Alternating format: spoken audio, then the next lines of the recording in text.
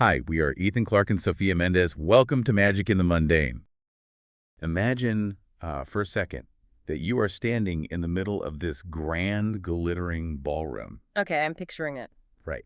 You are wearing your absolute finest clothes. Yeah. You're holding a crystal glass of champagne, and you are trying to make polite, high society conversation with some incredibly wealthy aristocrat. Sounds pretty stressful already. It really is. You have to smile, you have to laugh at the terrible jokes, and you have to maintain this absolute facade of perfection. But while you are doing all of this, you are fully aware that just outside the manicured lawns of this estate, literal magical creatures are violently clawing at the property line. Just a casual Tuesday night. Right. They're just trying to break through the wards, and if you drop your smile, or, if you make one wrong move in this delicate social dance, everything you own, and maybe even your life, is going to be completely destroyed. The claustrophobia of that scenario is it's staggering. I mean, you have the crushing, invisible pressure of social perfection on the inside, competing directly with the very literal, visceral threat of monstrous destruction on the outside. It forces a person into a state of permanent psychological hypervigilance. It is so intense, and that suffocating tension is the exact feeling we were exploring today. Welcome to the deep dive. We are looking at a highly anticipated, brand new 2024 release from author Lydia Gregovic called Practical Rules for Cursed Witches. It's such an incredible read. It really is. Our mission today is to completely unpack the story, the world building, and the much deeper themes of this Gothic fantasy, because it is arriving on shelves right now and immediately making waves. We want to make sure you know exactly what makes this specific story so compelling. Gregovic has, she's crafted a world that demands an agonizing amount from its characters. Today, we're going to look at the mechanics of how she builds that tension, really dissecting everything from the brutal economic realities of her society down to the punishing cognitive load of the magic system itself. Okay, let's unpack this, because this book is a massive genre vendor. Oh, absolutely. We aren't just looking at a standard fantasy here. It's a mix of romance, it has this heavy, dripping Gothic atmosphere, and it is all wrapped up in a Regency-inspired setting. Yeah, the aesthetics is wild. Right. You've got drawing rooms, strict chaperones, and corsets, but you also have deadly family curses and wildly volatile spells. To really understand how those contrasting elements function together, we have to establish the foundational premise of this society. Which is pretty harsh. Extremely harsh. In this Regency-inspired world, magic is not some whimsical, free-flowing force that you can just tap into for convenience. It is treated as an inheritance and simultaneously as a profound burden. Yeah, it's not fun magic. Not at all. Witches exist within the social hierarchy, holding a highly paradoxical position. They are deeply respected for the sheer utility of their power, but they are equally feared. And because of that fear, society has decided that magic must be strictly controlled and heavily regulated by these draconian social codes. Which means you can't just casually cast a spell to fix a torn hem or, summon a carriage. No, definitely not. Your magical ability is tied directly to your bloodline, to your family name, which means your magic is basically public record. Exactly. And that biological tie is the crux of the conflict. You inherit your magical capacity just like you inherit a title or a debt or a physical estate. Right. But along with the raw power, you inherit the family's historical baggage. In Gregovic's world, curses are not random events of bad luck or like villainous hexes. Society views a family curse as a legitimate punishment for past generational transgressions. Oh, wow. So it's like a moral failing in their eyes. Yes. It is a grim inevitability that is inextricably tied to your DNA. If your great-grandfather made a terrible magical bargain, you are paying the spiritual and physical interest on that debt today. That is such a heavy concept. Let's look at how that massive generational debt actually impacts the day-to-day lives of our main characters. Let's do it. The story anchors itself on two sisters, who are the absolute heart of this book. They are currently managing one of these inherited family curses, and it is actively rotting the only thing they have left in the world, their crumbling family estate. And their dynamic is really the emotional engine of the narrative, primarily because they are polar opposites in their survival strategies. Night and day. Literally, you have one sister whose entire psychological framework is built around practical damage control. She is focused entirely on maintaining their precarious social status, keeping up appearances, and navigating those incredibly strict high society rules. just to keep the local creditors from seizing their home. Exactly. She's the one holding that crystal glass in the ballroom, making polite conversation while internally calculating the cost of silver to repair the monster wards on the East Wing. Precisely her mindset. Then you have the other sister who is deeply impulsive and fundamentally rejects those societal games. She wants nothing to do with it. Right. She is drawn to the dark mechanical mysteries of their family's curse. She wants to look directly into the danger, to deconstruct it and understand it, even if that means breaking the strict regulations governing magical use. Reading through our notes on their dynamic, the best analogy I could think of is that it's exactly like inheriting a failing, highly dangerous family business. Oh, that's a perfect way to look at it. Right. You have the practical sister who is frantically trying to balance the spreadsheets, secure bank loans, and maintain this flawless PR campaign so nobody in the market knows they're going bankrupt. Keeping the investors happy, basically. Exactly. Meanwhile, the impulsive sister is down in the haunted basement with a flashlight, actively poking around in the asbestos and the toxic waste, trying to find out why the foundation is rotting in the first place. What's fascinating here is that Gregovic uses the physical architecture of their home to mirror that exact psychological divide. Oh, I love that part. It's so clever. The estate, which the text notes was once a grand, shining symbol of prestige, has functionally become a trap. It's a crumbling monument to their family's decline. Yeah. And because the land around the estate is completely saturated with centuries of their family's residual magic, it acts like a lighthouse beacon for the monstrous creatures we mentioned earlier. They're constantly drawn out of the dark, just looking right at the borders. Yeah, the home is completely stripped of its status as a sanctuary. Furthermore, the curse itself manifests as this unpredictable environmental hazard.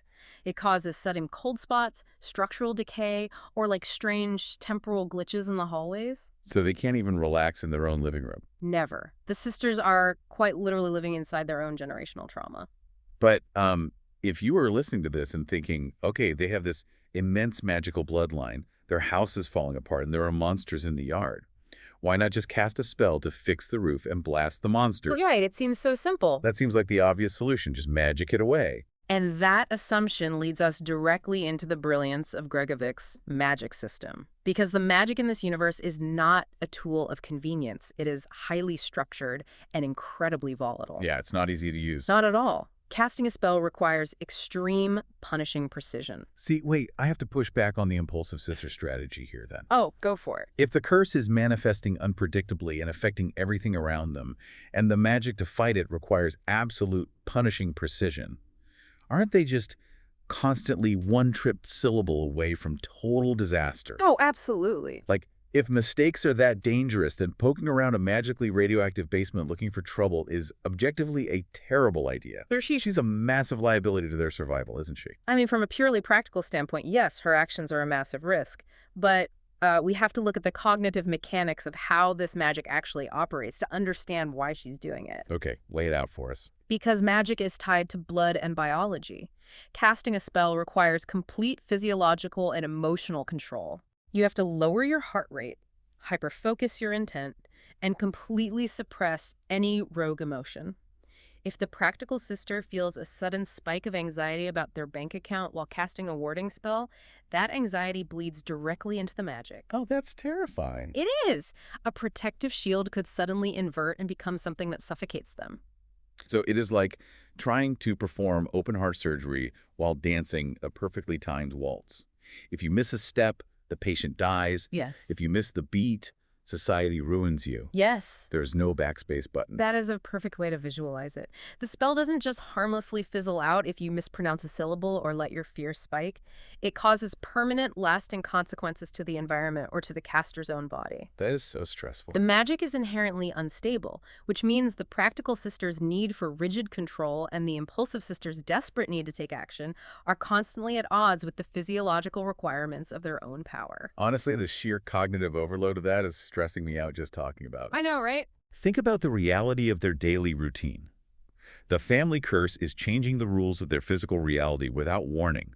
A monster is literally scratching at the window, and the only weapon they have is a magic system that demands they feel absolutely zero panic. Total blank slate. It forces them to swallow their fear whole. They have to completely internalize their terror, because if they panic, the magic fails catastrophically.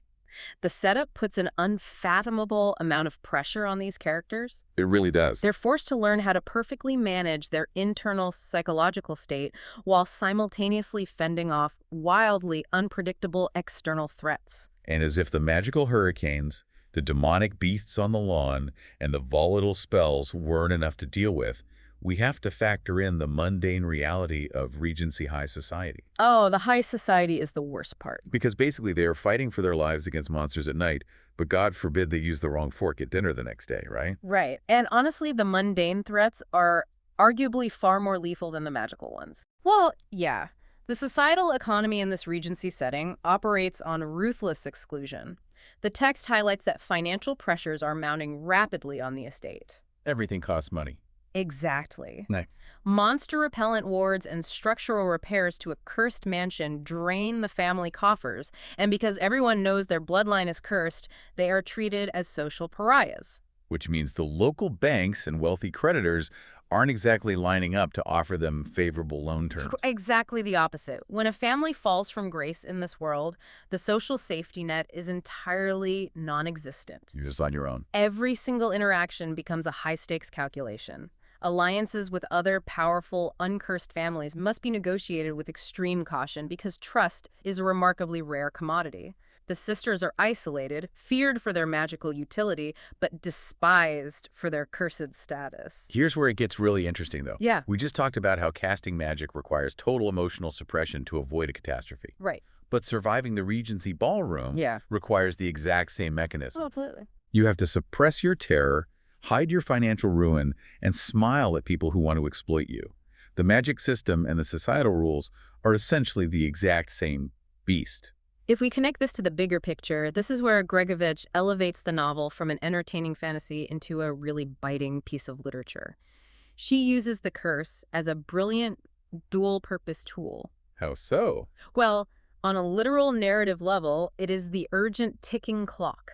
The physical rot of the house and the encroaching monsters drive the immediate plot. It forces them to act before the money runs out. Exactly. But on a thematic level, the curse is a stunning, layered metaphor for inherited trauma and the crushing weight of systemic expectation. That makes so much sense. These sisters didn't ask to be born with this volatile magic. They didn't commit the historical sins that originally brought the curse down upon their family, yet they are the ones forced to pay the daily physical and emotional price. And the society, rather than offering aid or understanding to these young women, actively isolates them. It forces them to play a brutal, degrading game of marriage politics just to secure basic safety. Which brings up the terrible choices they face. Yeah. Because they are out of money, their options really do dwindle down to the harshest reality of that era marriage. Yeah. It's reduced to a cold, calculated strategic transaction for sheer survival. Is a strategic, loveless marriage to an aristocrat who, let's be honest, might just be using you to breed your powerful magical bloodline into his family. Is that actually a worse fate than just letting the family curse consume you? It's a lose-lose situation. The society itself is a kind of curse.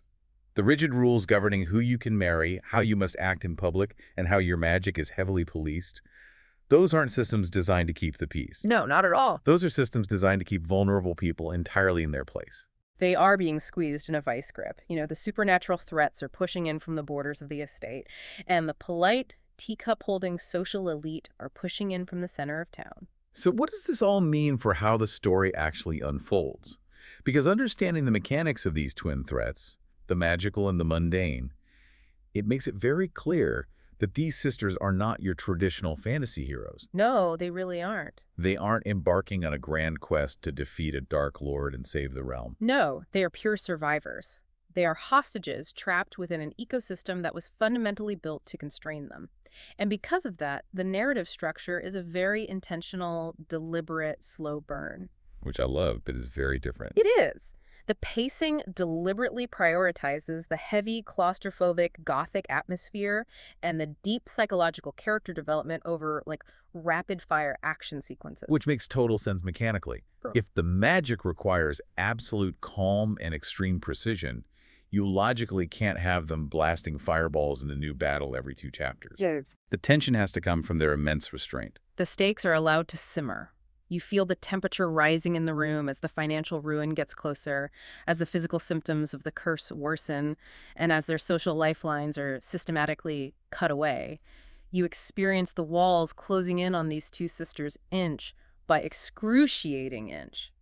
It requires the reader to really sit with the characters in their profound discomfort and watch how far they can bend without snapping. And that steady, agonizing pacing builds to a climax that the sources describe as incredibly cathartic. When the boiling point is finally reached, the sisters don't just figure out a clever spell to magically poof the family curse away. That would be too easy. Right. A simple magical battle wouldn't solve the underlying issue. The climax forces them to confront the oppressive social system itself. Because if they just cure the curse, they are still trapped in a society that hates them and views them as transactional objects. Precisely the point. They realize that the society allowed this curse to fester and ruin lives across generations because it benefited the power structure. Yeah. To truly survive, they have to fight the monsters in the yard, but they also have to dismantle the societal rules that kept them locked in the house to begin with. They have to burn down the ballroom to truly save themselves. That's a great way to put it. I just love that. It makes the journey of reading it sound incredibly rewarding. You aren't just getting a spooky monster story. You are getting a complete systemic breakdown of a toxic culture. At its absolute core, this is a story about sheer, stubborn resilience. It is about the audacity of waking up every single day in a doomed, rotting house, carrying a cursed bloodline, surrounded by a polite society that actively wants you to fail, and consciously choosing to keep fighting anyway. The practical spreadsheet sister and the impulsive haunted basement sister utilizing completely different methods, but fundamentally refusing to just lie down and surrender. Exactly. That brings us to why this deep dive into practical rules for cursed witches is so compelling, especially as it hits the shelves right now. It is a masterclass in blending atmospheric, gothic tension with incredibly complex family dynamics. It really is a standout. But beyond the aesthetics, it delivers a brilliant critique of inherited burdens. It forces us to look at what happens when people are mandated to carry the crushing weight of the past in a world that aggressively refuses to help them. This raises an important question about how we view the invisible structures we all live within.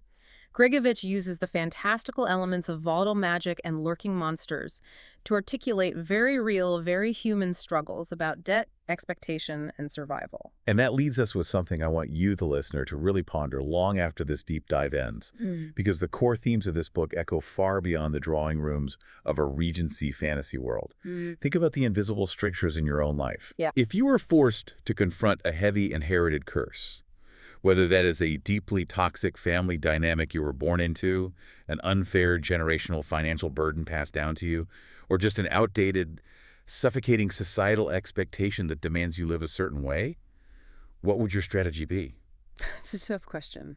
Would you focus all of your precious energy on playing the game, surviving within the rigid rules to protect what little you have managed to scrape together? Yeah. Or would you risk everything, the very last things you have left to your name, to completely dismantle the system itself? See you next week. Flip the page, here we go. Magic world, steal the show. Clap your hands, feel the spark.